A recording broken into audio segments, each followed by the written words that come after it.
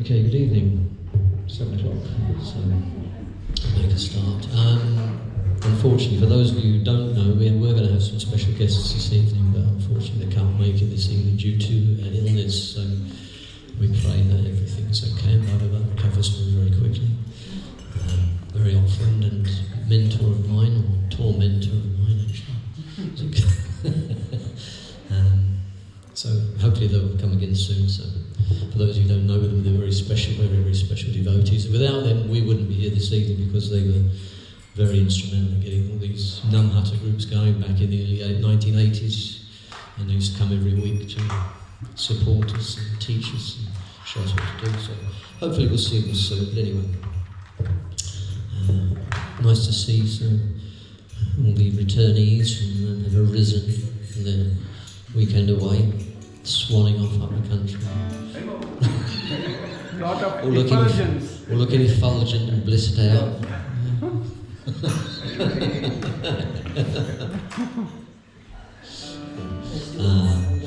We're all nectar hounds, aren't we? That's what we are. We're all chasing the nectar, aren't we?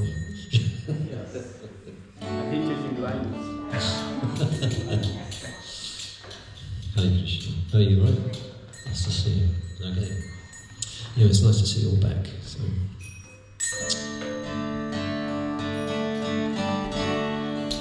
So Premaniketan, His Grace Premaniketan will be giving class this evening. So I'm looking forward to that very much. Looking forward to hearing from my god brother here.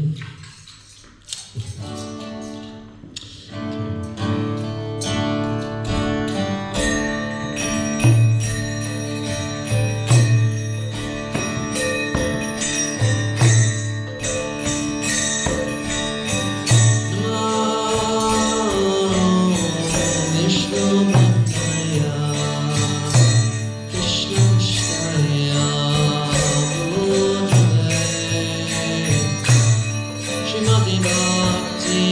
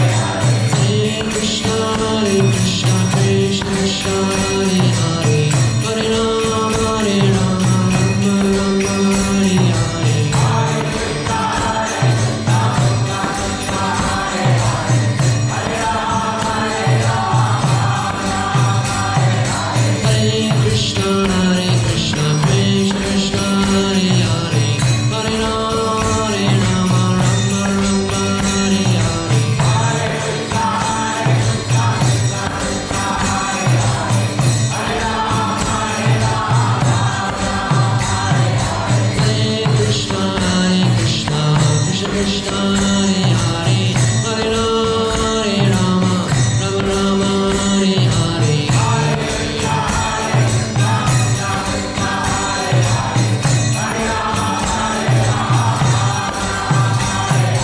Hare Krishna, Krishna Krishna, Hare Hare, Hare Rama, Rama Rama, Hare Hare.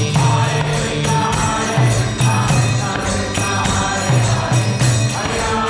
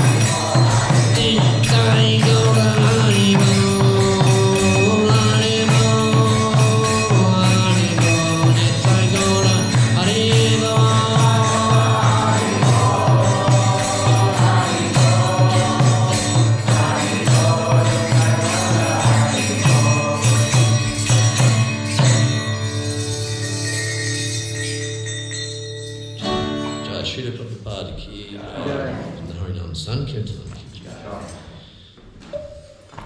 Krishna. Thank you very much. Okay. I'm going to leave now, hand over the proceedings to His Grace Premaniketan Das. So he's got in store for us. He's waving people over, so he must have something special in store. Jaya Radha Madhava Kunja Bihari. Jaya Radha Madhava Kunja Bihari.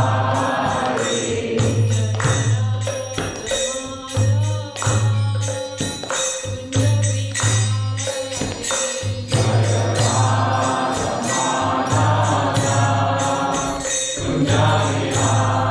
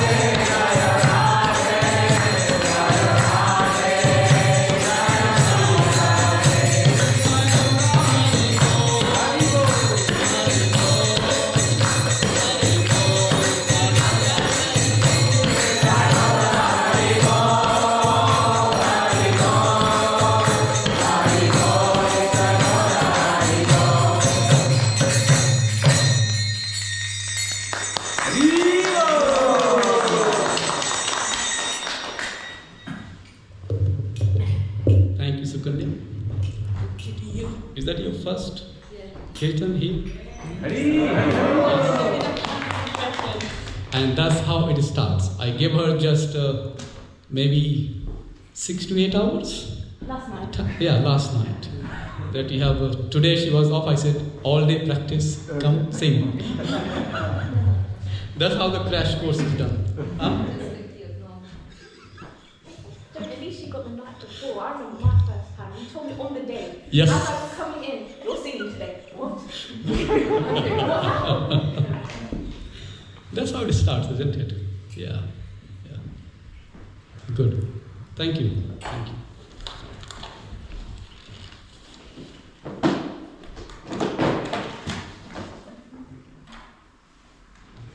Oh, I wasn't waiting for this.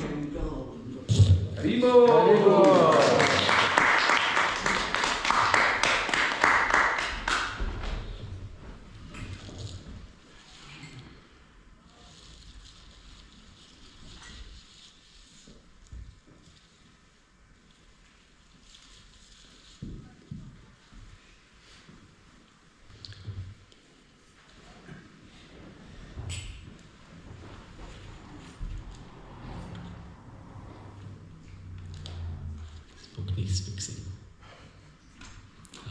I have some glue at home, so I'll take it home. So today we'll be reading from Bhagavad Gita, chapter 2, verses 27 and 28.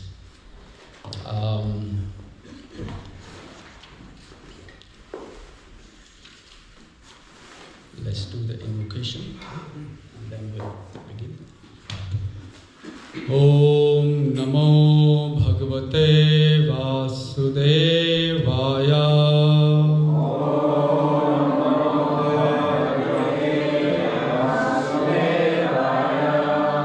Om Namo Bhagavate Vasudevaya.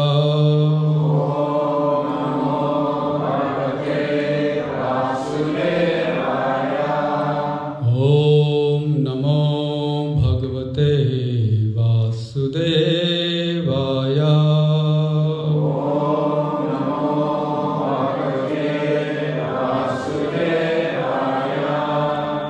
Om Ajnanatirmirandhasya Jnananjanashalakaya Chakshurunmilitam Yena Tasmai Shri Gurave Namaha. Mukam karoti vachalam pangum langhayate kirim yat kripa tamaham bande Madhavam. Vamcha kalpatarubhyascha kripa sindhubhyev cha paritanam pavanebhyo vaishnavebhyo namo namaha. Jai Shri Krishna Chaitanya Prabhu Nityananda Shri Advaita Gadadhara Shri Vasudhi Gaura Bhaktivinoda. Hare Krishna Krishna Krishna Hare Hare, Hare Rama Rama Rama Hare Hare. There is nothing in this world more sublime than the beautiful and delicious name of Krishna. Nothing comes even close. The greatest of pleasure of this material world is just an insignificant broken particle of a glass. Sometimes we get busy with those broken particles of glass thinking they are real diamond. The real diamond is this, that when you take the name of Krishna, something happens within. All joy, everything, every pore of our hairs, they just reverberate with the energy of Krishna. Once we have the taste, there is nothing else to be known. Everything becomes known. There is nothing else to seek for. We come to rest, real peace. Nothing bewilders No hankering, no lamentation is left anymore. Because lamentation we suffer because there is some problem within, not problem outside. Because outside everything is created by Krishna is just perfect. It is just there to facilitate for us to realize the Supreme Personality of Godhead, Sri Krishna. There is nothing here to give us pain. It is just our perception that we perceive this material world is created to give us pain. It is not. It is our perception that we need to change. Yes? Once we change our perception, the same very thing that used to give us pain gives an immense joy.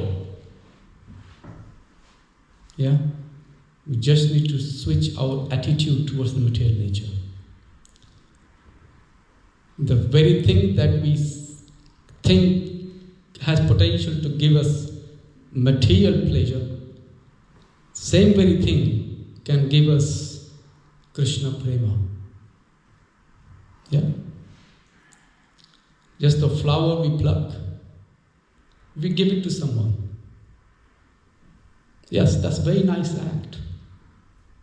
But what will give us the pleasure more within the heart that when we offer that same flower to Krishna first and then give it to our beloved ones, whoever we want to give. It becomes prasad. The life itself becomes a prasad. Then the real pleasure begins. Some of the boys and girls from this group, they went to Rise retreat. The 4 days they had absolute bliss and pleasure. They did not think about work, family, worries, stress, exams, writing essays, you name it. Nothing. Even living in this world, we can have that aura around us that makes us absolutely aloof from the effect of this material creation. It is possible. We experience that. Because when the soul, which is part and parcel of Krishna, is fed with the Harinam, then everything else becomes happy. That's the purpose of life. Whatever we do, that's the purpose. The rest are just details. But the principle, core principle is that we are pleasure-seeking particle of Lord Krishna's potencies. Yes? Yeah. Yeah.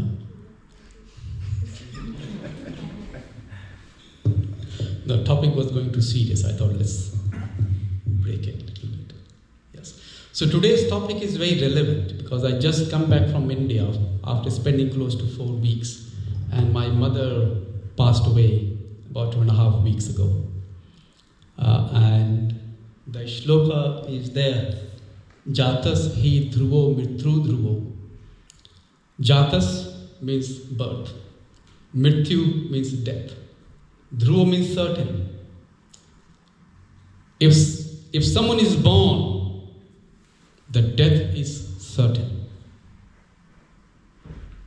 If someone is born, the death is certain, 100%. It is just impossible to avoid death. And what is death? Just read the words. Dhruvam Janma. Yes. Do you want to put it somewhere there, the screen, so I can also see what's written there, so I don't have to turn my head 180 degree.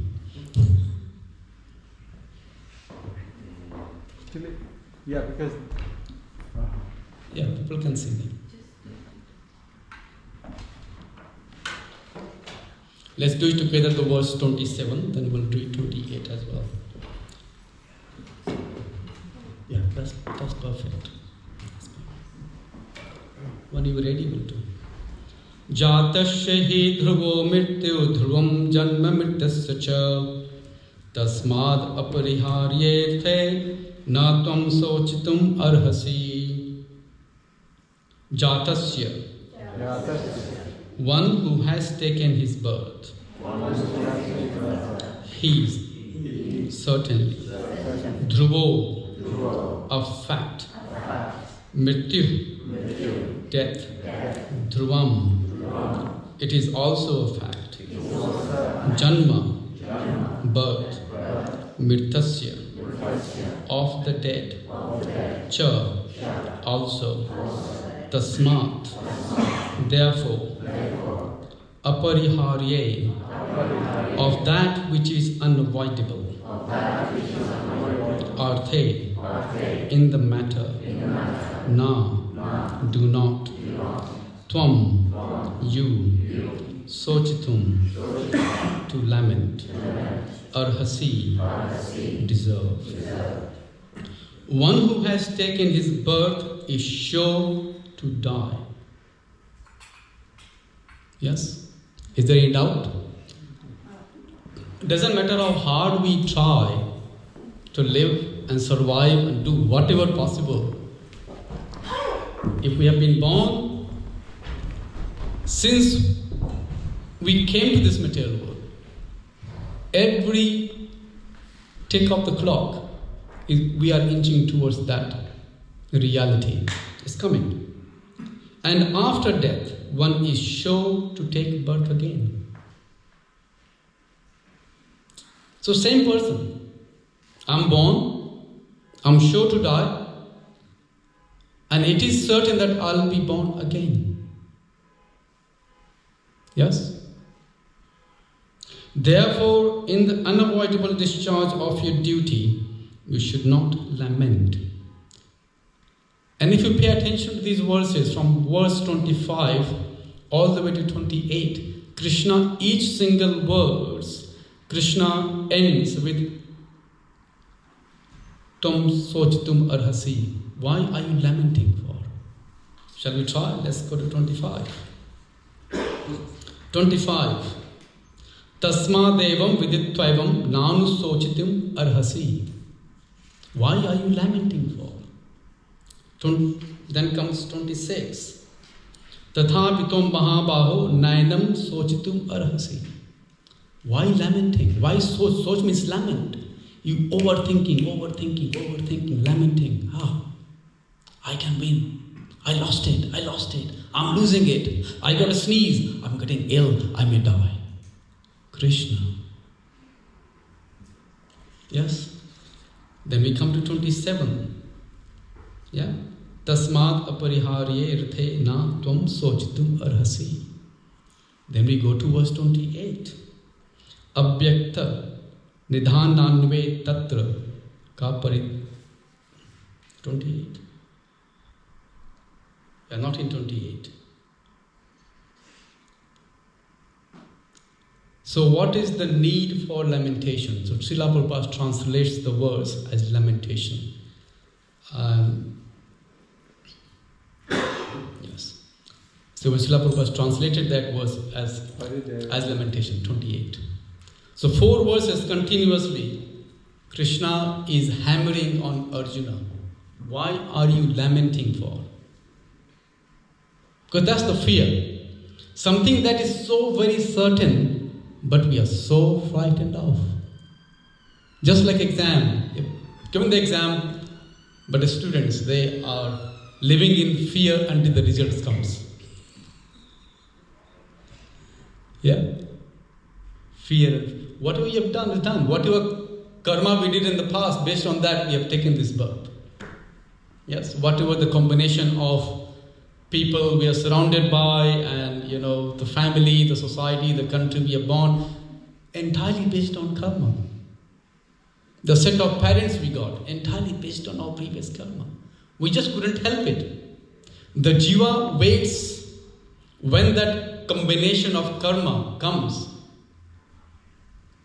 goes into the womb of their mother. They take birth. That's the way it works. And sometimes the parents think, what did I do? Why this child is born like this? They scratch their head all their life.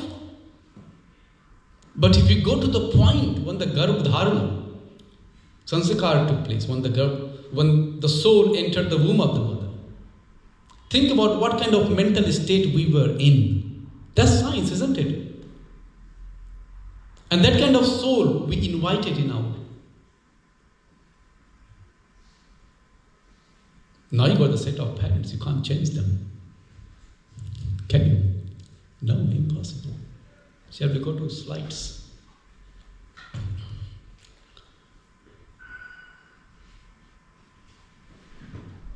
So the key message so far till the verse 28. So today's class is about life and death, and it was just coincidence. I didn't kind of plan it, but I just come from India. My mother died and did all the ceremony, and here comes, and Mukunda Prabhu tells me, you're going to read the verse 27. I'm like, hello, Krishna. Exactly the topic what I have been contemplating and thinking. That's how Krishna plays. Yeah, whatever the lamentation I may have had in my heart, Krishna just like Hiranyakashipu, you know. Lord Narasimhadev just did a proper operation. Come on, get back to. Yeah, let's go to next slide.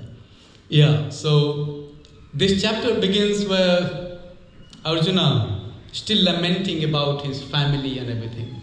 And Krishna did not, so whole chapter 1 and plus chapter 2 till the verse 2:9, 2:10, Krishna didn't begin to speak.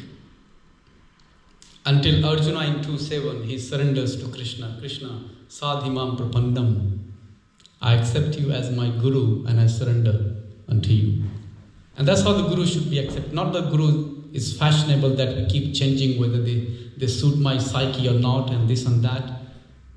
We have to prepare, plus read the Shastra that what are the qualities of Guru, and then we surrender. And Arjuna couldn't find anyone better than Krishna, and he just surrendered.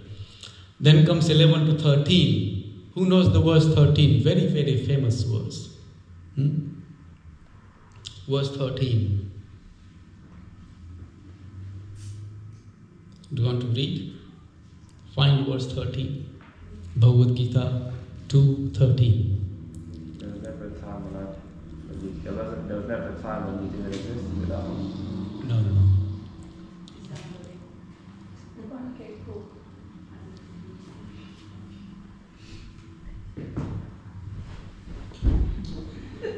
Let's do the hard work. Next time we're going to bring your book.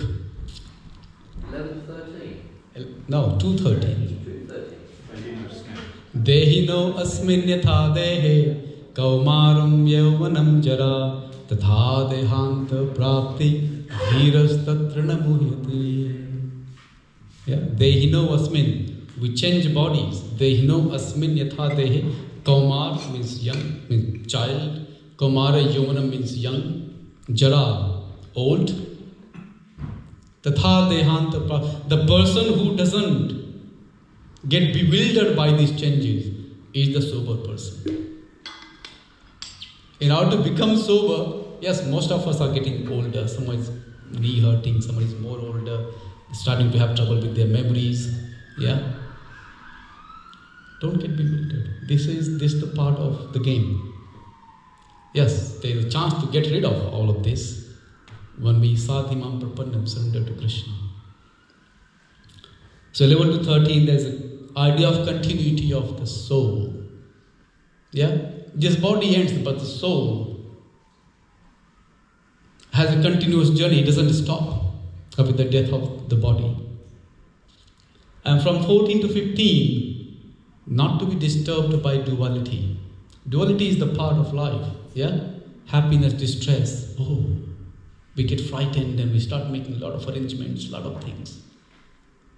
Whatever the share of distress we have to experience in this life, they will come. Now it is up to us how we respond to them. When we become Krishna conscious, we welcome them. By welcoming them, we don't get that much affected. Yes, they hurt. We'll get illnesses, you get cancer, you get diabetes, but we don't get affected. Our consciousness remains free. Yeah? And the share of happiness will come, yet you don't get affected by that happiness. Sama dukkha, sukha. Equanimity is important. Then comes 16 to 25, where Krishna describes the nature of the soul. Beautiful verses. Nahanyate hannamane sharire. By death of the body, there is no death to the soul. Soul is eternal. Na tavevaham jatunasham na tumne me janadhipa. There was no time that you did not exist. There was no time that I did not exist. We all have been exist. You don't remember, but I remember.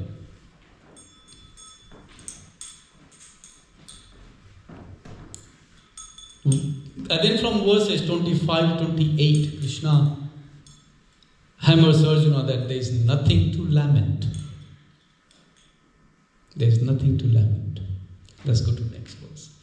This is going to be interactive, so this is the question. Let's make it interactive. If death is certain and part of a natural cycle, why do we fear it so much?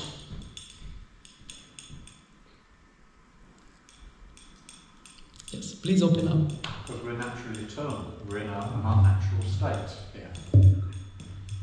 Yes, that's very true. Because we are eternal. And we have come to the temporary world. Because this world is temporary. Yeah? Everybody knows it, but nobody believes it. You keep saying everybody dying, but you think you are eternal. Yeah, that's the question that Daksha asked Yudhishthira. What is the wonder of this world? And he says, Maya, enveloped with Maya? yeah. That's the reason we fear death? Possibly. That's true. Yes. Because also, from early start of birth, as you say, we're programmed, we're controlled, and it's because we're not in control, and so we don't know.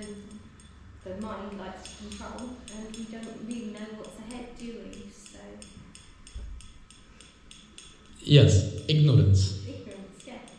Because we are ignorant, we are frightened of everything because we don't know a lot of things. Yet we claim to know that we know a lot of things. We built our attachments to things in the material plane. Sorry? Built our attachments to things on a material plane and yes. have plans for the future, and then we can't fulfill these plans. Yeah. If you buy a thing, and we get attached, we think that this thing is going to stay with me forever. Yeah. If we have it in mind that this is temporary, I bought it for this much use, I'll keep it for a year or two, this is going to go. So you don't get attached that much. But if you think that you're going to keep it for life, then you lose it. Then, hello. Then you lament, hello. I'm suffering, I'm painful. Yeah? Yeah, but what we're bewildered, we forget who we really are. We become so covered by these bodies and false designations. I am this, I am that, I am this body, I am this job, I am. So we forget our true nature. Not that we don't know who we are, we forget. Yes. So we suffer because of ignorance. We are ignorant to our true nature. We don't know who we are. If we don't know who we are and stuck somewhere, we're naturally going to be bewildered and hanker and lament. But if we know that who we are, then there's no fear. But when we are ignorant and yet we claim that I know, falsely know, we are illusioned that I know. I belong to this world. I belong to this family. I belong to this country. I belong to this state. I belong to this place. But we don't. Because soul doesn't belong to this world. Soul is foreign. This is a jail. This is samsara. And you come to jail and forget that you have come to a jail. and try to make it a permanent place. How would you feel? You think it is your place, but they tell you one day you're going to get out. No, I won't. This is my place. I've been living there for 20 years. This is my place. I've rented it. I bought it, in fact. I bought a house. I've decorated it. Every 2 years, I kind of redo my kitchen. Bought a new sofa. Got curtain. Got a new car. They can't kick me out. This is my place. But they keep reminding you. Yeah? The person in the next cell is kicked out. Out. Your sentence is over. You're out. They won't kick me out. I'm permanent. I'm seeing that next door person has died, and still I'm thinking, it's not going to hit me. That's the ignorance Krishna is talking here. Once we know that death is certain, it can come any moment, believe me, we will start living our life. We'll become serious. That life is a serious business. Particularly the human form of life is very, very serious business. Because once we lose it, opportunity, punarapi jananam, punarapi maranam, punarapi janani, jathare shayanam, go in the cycle of birth and death, birth and death, birth and death.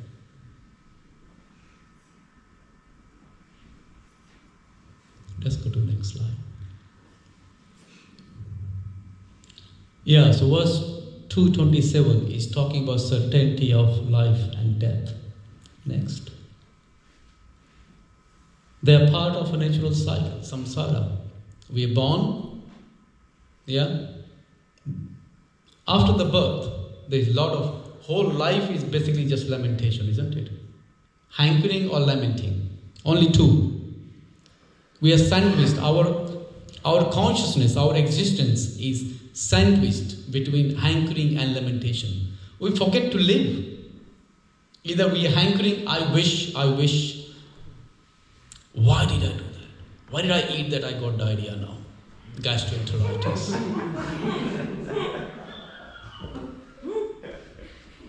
Why didn't I invest in that? No, some of my junior doctors, they kind of text me in the morning, Dr. Shukla, God, like, what did you eat? Why did you go out to eat?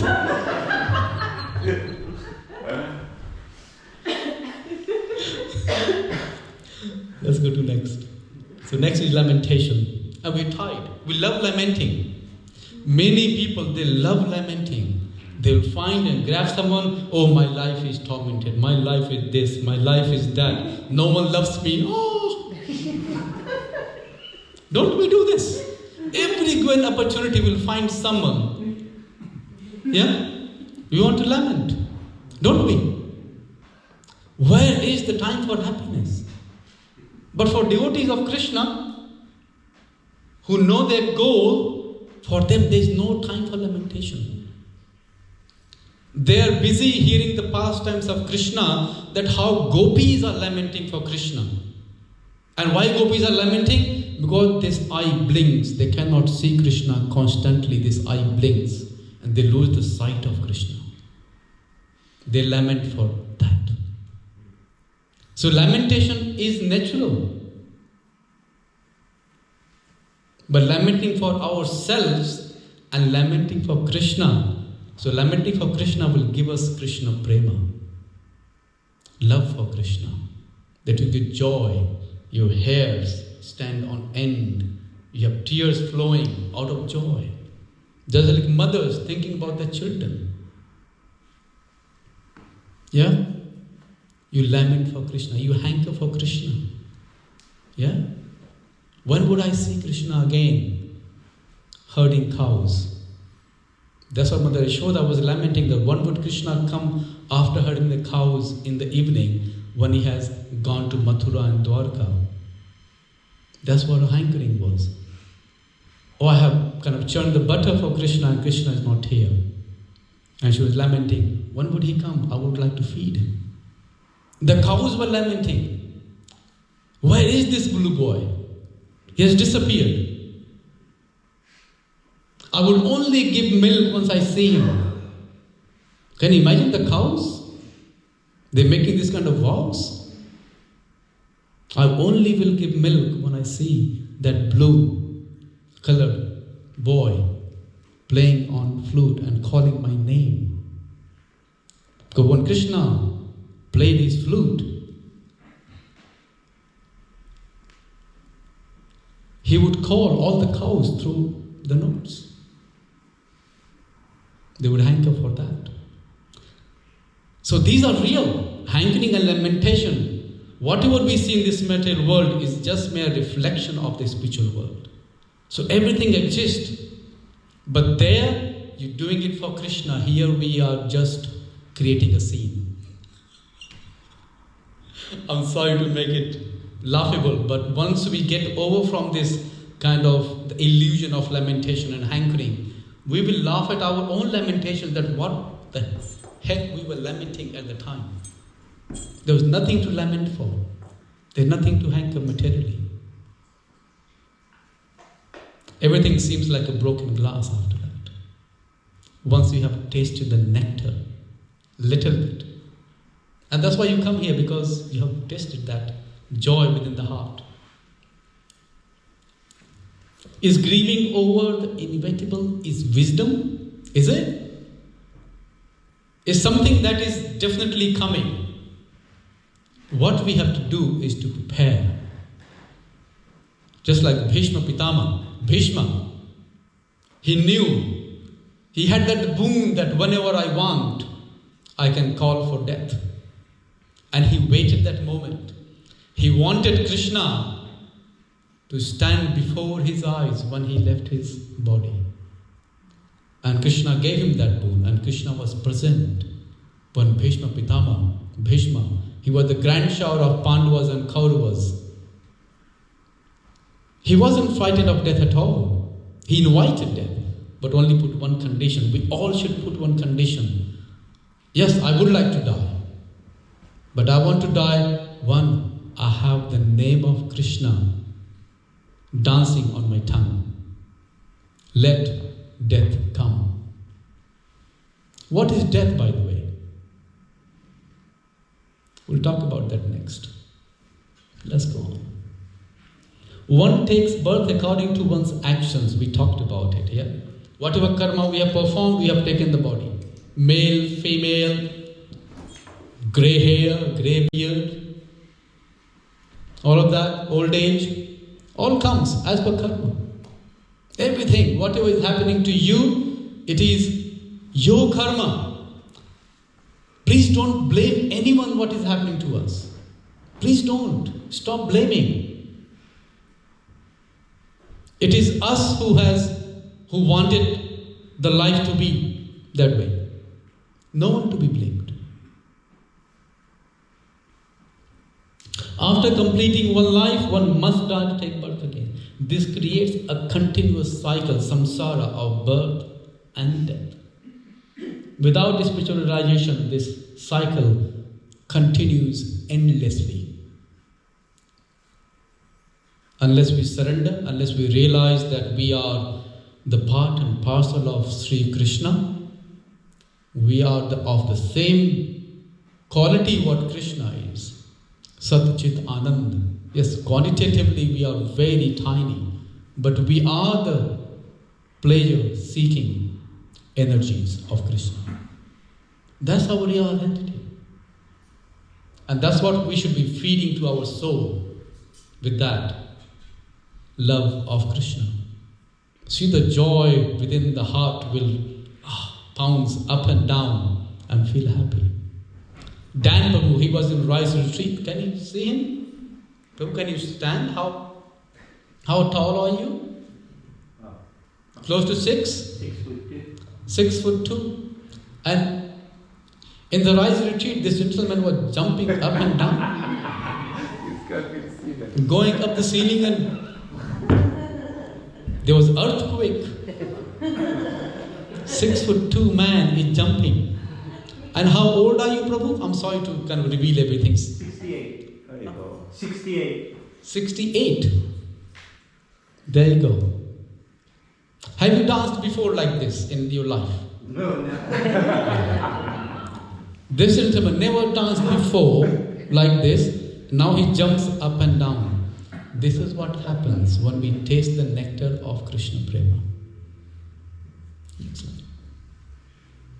Violence, duty and society. Yes, this is the part of this world. It will happen. Don't get bewildered. There is a war between who are fighting at the moment? Israel, US and Iran. There is a fight between Ukraine and Russia. Don't get bewildered. Switch off your television. You'll be happy. Half of the problem is that the media is bombarding us with so much information. We have no control over. Why should we bother? Something we can't control, something we have no influence over. Why bother? Maintain. Keep your sanity. Yes. Just a comment, really.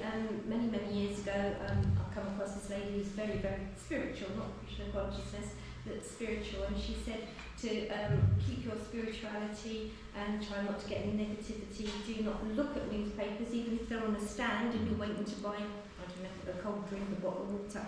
Don't even glance at it. Do not touch a newspaper because you've got that negative print on there, so you absorb it. And she said about the TV. So yeah. Be careful. Be careful what you feed in. Whatever feed in, believe me, you'll become. Whatever food goes into your belly, you become. Eat prasadam, you'll be happy and jubilant and beautiful life. Okay, let's go to the next slide. Lot to talk. Yeah? Yeah. Let's read verse 228.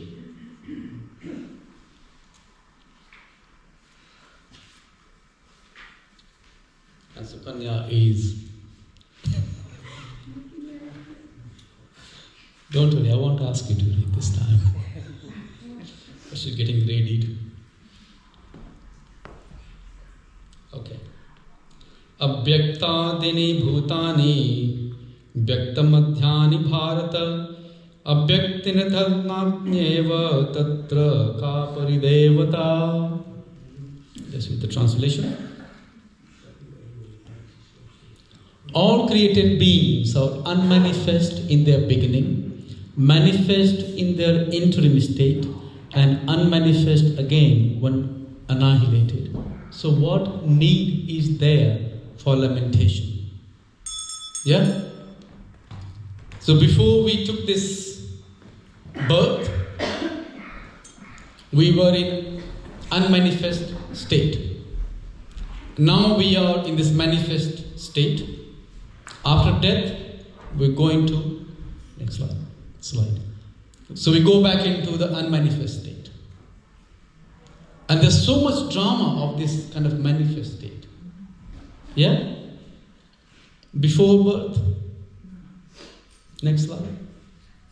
Yes. And this is what happens. That in that manifest phase of our life, so it is not that we were dead when we were not manifested. Yeah? In unmanifest state, we are still alive. We are soul, we are eternal, we don't die. It is the body that dies. It is the body that kind of goes back into the atoms that we are made of. It just disintegrates and that's it. Yeah? And after death, again goes back into the unmanifest state. But we don't cease to exist. We have existed throughout. It is that now we got clothes. This body is like clothes, isn't it? You got a covering. And what happens? We take birth. There's 6 kind of phases of our life. We're born, we take in birth, we grow a little bit, then we maintain, we grow more, then we have byproducts, expand ourselves into children and things, and then dwindle, and then we die. And this all phase is I and mine. What is I? I is moha, attachment. And what is mine? Mahamoha, the great attachment. I can see in the life of my parents, they were attached to us, but they became greater attachment they developed towards their grandchildren. It is quite difficult to kind of have a conversation when they have great attachment. I asked them to go and live in Haridwar, which is kind of a place for yogis, and no, I want to see that grandchild get married first. And that kind of cycle never ends. That's why in our Shastra, in the Vedic system, the system was this. Once your children get married off, you go into the Vanprastha life. Vanprastha life means you and your wife go and live a secluded life together and do bhajan, means chanting and reading Shastras and thinking about your spiritual life. And if you have facility, then you take sannyas if possible. Sannyas means renounced order of life. But at least vanprastha, the husband and wife or alone or whoever, you go and live secluded life. Don't get involved into your children's life. It's their responsibility. Let them deal with it. You've done your duty. It is their duty now to do whatever they want to do with their own children. Don't get involved. Otherwise, this Mahamoha will just overpower our consciousness. I and mine keeps expanding and expanding and expanding. Next slide. The body is temporary, perishable. Changes. Do we lament when we get rid of our old shirts or trousers? Do we?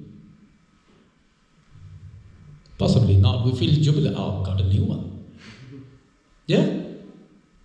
Then why lament when this body is old and dwindled and it is of no use? In previous ages, people voluntarily would give up their body. They learned the practice of yoga and they would voluntarily, I'm done with this body, whatever I wanted to do, I've done, and I now want to move on. Yeah. Our dream, I think we talked about in the past, that this life, what we take it for real, is like a dreamy state. Who has seen the dream recently? Can you describe anyone? No one saw a dream in the last 1 week? Was that a dream? What? Dream, yeah. Yeah, they're just kind of mixed up, the dreams are. They're kind of weird and they're just like really strange. You'd be like, where did that come from? Yeah. But in the sleep you take it for real, isn't it? Yeah. And sometimes we wake up during the dream and thinking that this was happening real, and you are frightened, you are sweating until you shook your brain up. Hello, is this me? Then this is your house and you're in the house, not in the jungle. Lion chasing you. Yeah? Yeah. This is the life in Shastra. That's what they have described, that this life is like a dream state. This life is like a dream state. It's not real. It's not real. Okay? And once this body, so we know that how the gross body is made of, yeah? With what kind of ingredients? There are 5, yeah? And the subtler one is ether. From there comes air, from there comes fire into water, and then earth. So when the body disintegrates, it goes back into those elements. Yeah? Entire body is made of these 5 elements. Yeah? These 5 chemicals. That's it. So if you read some of the Bhagavatam, their description of Mahat Tattva, that's a great combination of ingredients. And Lord Vishnu, Lord Krishna, they glance at it in the form of Lord Shiva. Lord Shiva is basically the instrument who interacts with the material nature. Yeah? And he agitates. With what? with the instrument of ego, the false ego. So that's the first ingredient. And because of that, we identify ourselves with this body, not with the soul. Yeah? Because of that false ego. That we are big, we are great, we are this, we are that. So when the things kind of disintegrate, they go back into these atoms phase of life. Yeah? Dehi no asminatha dehi. Yeah? It changes. Next slide. Now, you're going backwards. Yeah. Oh, yes. Nothing is truly lost, isn't it? If you think about that, the slide before that, the before birth, then this life, and then after death. We go back to the same, being soul. Yes? Being soul again. So nothing is lost. So living in the dream state, we take it as real, thinking this is a real life. But when you wake up, come to reality, is something lost in the dream? No. It is just that we were living an imposed illusioned life. And now we have come to sense and now come to reality. Yeah? But in reality, nothing is lost. Everything is the same. It is our perception. We have to correct it. Our perception is wrong. Yeah? Our perception is wrong. Any question on that? Any comments? Yes. Not a question, more comment. Really. I guess that's why it said that people take up spiritual practice and they may be very new and then they just take off, and it's because they've been devotees in their past life. They made some sort of progress, and as you said, nothing's truly lost. And even in this life, if we take up spiritual practice and for some reason or whatever we fall short, nothing's lost because you can pick up again. Yes. In the next life. Yes, that's true. This is the only bank balance. Yeah? If someone has millions or billions or trillions of pounds in your bank account, and if you die and born again next life, can you claim them? No, that's gone. That's gone. Yeah? You may be born in the same house as a dog or a cat, but can you claim the proprietorship? No. Not your house anymore. But this bank balance of spiritual life, Krishna says that whatever little effort, whatever little progress we have made, it is saved. And in the next life, we begin from there. So it is, I think many of us may believe that, yes, I have come to this Krishna conscious first time in this life. That's, for most cases, is not true. We have done some great pious activities in the past lives. That's why we have kind of, because it's so rare. It's so rare that we have just kick-started. When I was doing the ceremonies for my mother, the goal was mostly to hit to heaven, go to heaven. Unlike in our Krishna conscious life, we even don't talk about heaven. We even don't consider heaven at all. We have no discussion about it. In whole of Bhagavad Gita, Krishna even not once mentioned about heaven. In whole of Srimad Bhagavatam, Shukadeva Goswami, he doesn't talk about heaven at all. So we have surpassed all of that. And not even once those guys, those Pandits and Brahmanas who were kind of reciting verses, they talk about Vaikuntha or Krishna Loka. They have no knowledge about it. I was surprised. I said, hello. What about asking Lord Vishnu to take this soul, my mother's soul, back to Vaikuntha? They had no understanding. No, we can't do that. I'm like, hello? That's where the soul belongs. But instead of sending the soul back to Vaikuntha, praying to Lord Vishnu, Lord Krishna, you are bewildering the soul and trying to send the soul to heaven. That's also the part of material world. And once the past credit ends, the soul comes back again. But they have no conception. So the things that we talk here is very rare. It's very rare. People don't consider. And I felt so privileged. I was thanking to Srila Prabhupada throughout. The Srila Prabhupada, what you have given to us is so rare and so clear. Yeah? Our thinking is very clear. What is our goal? Gopi Pada Kamaliyor Das, Das, Das and Das. We're not here to become master. We are here to become servants of the servants and the servants of the servants of Krishna's devotees. That's our life. And that's a success. If we get into our head that I'm servant, in reality we are servants. But accepting that voluntarily and willingly, that's a really good start. That we are the servant of each other here, and we are here to serve. And not just to people here, but serving community with genuine desire to support and help, and don't create any nuisance in society. Society is already bewildered and mad. That's what our goal and purpose of life is to become servant of Krishna. Any more slides? I think I may have one or two more. Yeah.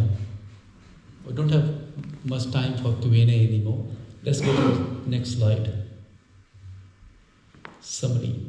Life is a brief appearance in a much larger journey. Yeah? So our journey has been billions and trillions of lives and years. This is just a speck of that. Very, very tiny fraction. Yeah?